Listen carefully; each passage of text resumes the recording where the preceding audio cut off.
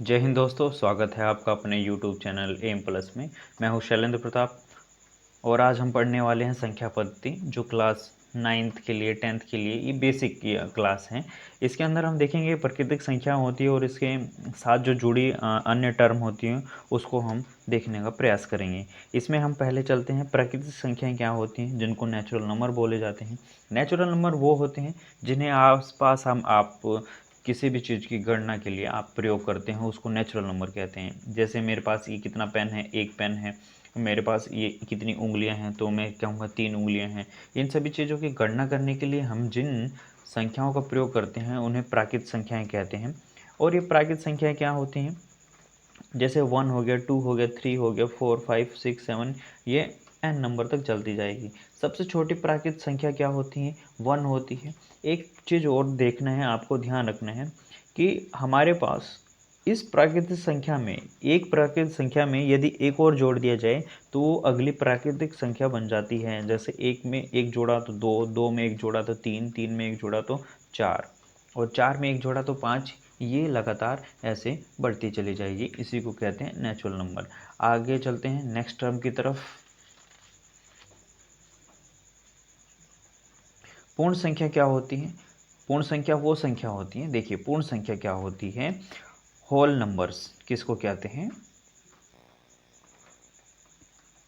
प्राकृतिक संख्याओं के साथ, प्राकृतिक संख्याओं के साथ शून्य को भी जब सम्मिलित कर लिया जाता है या उसको कर दिया जाता है तो उसको जो संख्या प्राप्त होती है उसको हम पूर्ण संख्या कहते हैं।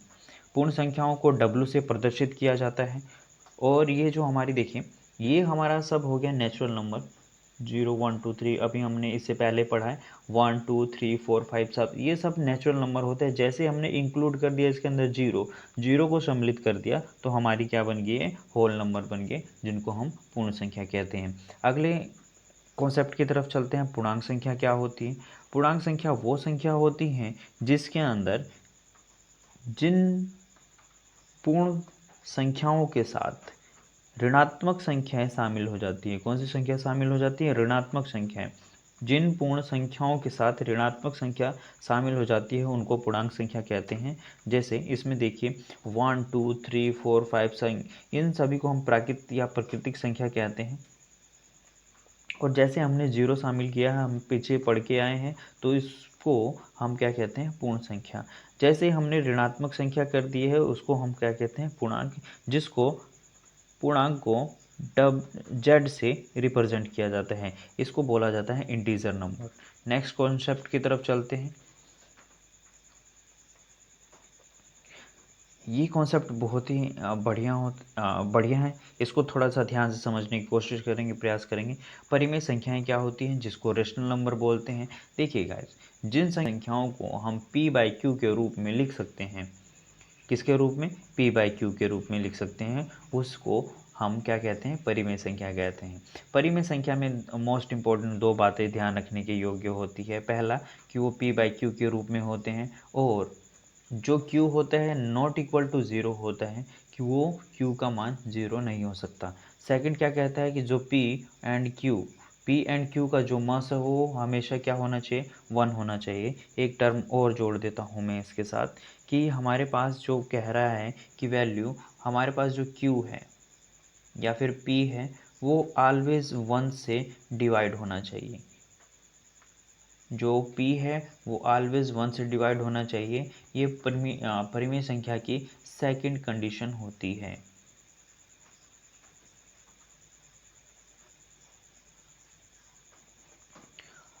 अब चलते हैं कि इसमें परिमेय संख्या देख लेते हैं क्या होती है। परिमेय संख्या वो होती हैं जो p बाई क्यू के रूप में होती हैं, पर q not equal to zero होता है। आगे जैसे हम एग्जाम्पल के तौर पे देख लेते हैं, जैसे 1/2, 5/2, 7/3, -1/2 और -3/2। एंड नेक्स्ट कॉन्सेप्ट की तरफ चलते हैं हम गाइज।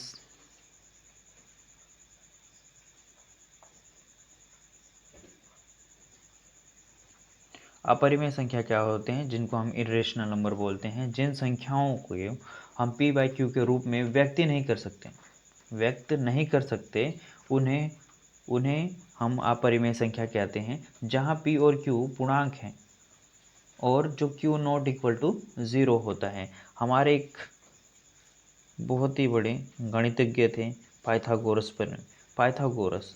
इनके अनुयायियों के द्वारा इसको व्यक्त किया गया, पहली बार ढूंढा गया या फिर इसका व्याख्या की गई कि ये पूर्णांक संख्या होती क्या है। ये जो लाई करती है, जिनको हम तो व्याख्या नहीं कर पाते, उन्हीं को हम क्या कहते हैं, परिमेय संख्या कहते हैं। अब पूर्णांक संख्याएं जिन्हें अनुपात में व्यक्त नहीं किया जा सकता, उन्हें क्या कहते हैं जी, अपरिमेय संख्या कहते हैं। जैसे एग्जाम्पल के लिए है √2, √3, पाई। चलते हैं हम अगले कॉन्सेप्ट देखते हैं। वास्तविक संख्याएं क्या होती हैं, जिसको हम बोलते हैं रियल नंबर। रियल नंबर क्या होता है, जो परिमेय और अपरिमेय संख्याओं को मिलाकर वास्तविक संख्या बनती है, जिसको हम रियल नंबर कहते हैं। हमारे पास यहाँ देखिए परिमेय संख्या है। मान लीजिए कि मैं यहाँ पे लिख देता हूँ 3/5 लिखता हूँ, और ये 2/5 है, 4 है, और ये 2 है, √2, √3, √5, ये 3, √8। ये जो सारी होती हैं, ये क्या होती हैं, रियल नंबर होते हैं। इनको रियल नंबर कहते हैं। अब नेक्स्ट कॉन्सेप्ट की तरफ करते हैं, एक ही शॉट में इसको पूरा ख़त्म करने का प्रयास करते हैं।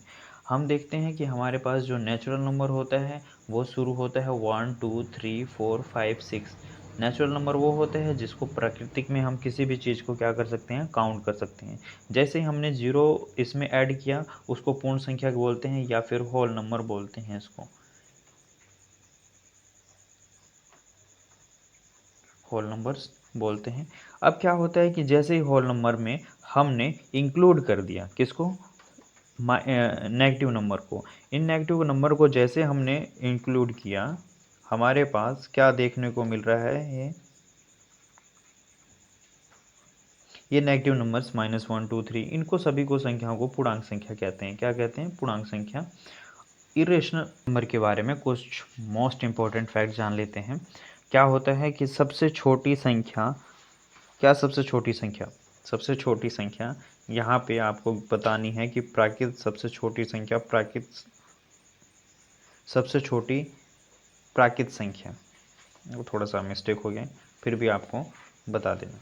प्राकृत संख्या ज्ञात कीजिए या फिर हमें कमेंट करके बताइए।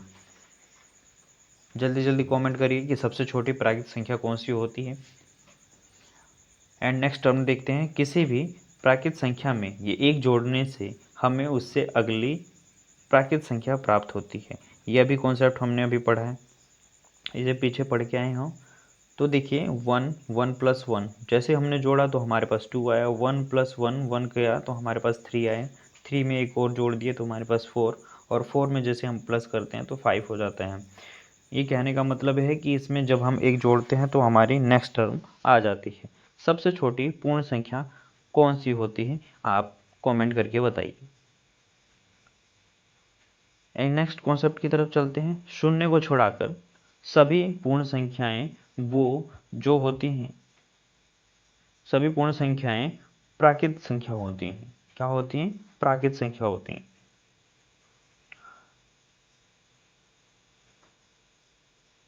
शून्य ना तो धन पूर्णांक होता है ना ही ऋण पूर्णांक होता है। शून्य ना तो धन पूर्णांक होता है ना ही ऋण पूर्णांक होता है। पर एक और इंटरेस्टिंग बात बता दें हम आपको कि जो शून्य होता है, जो धनात्मक होता है वो शून्य से बड़ा होता है, और जो ऋणात्मक होता है शून्य से छोटा होता है।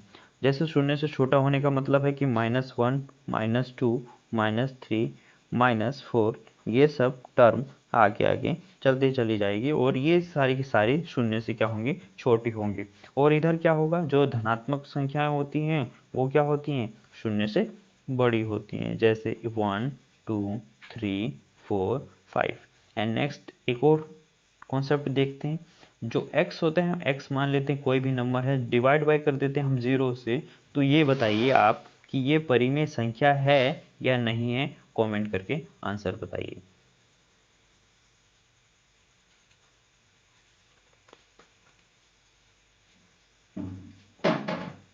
थैंक यू वीडियो के साथ जुड़ने के लिए। सेशन को लाइक करें।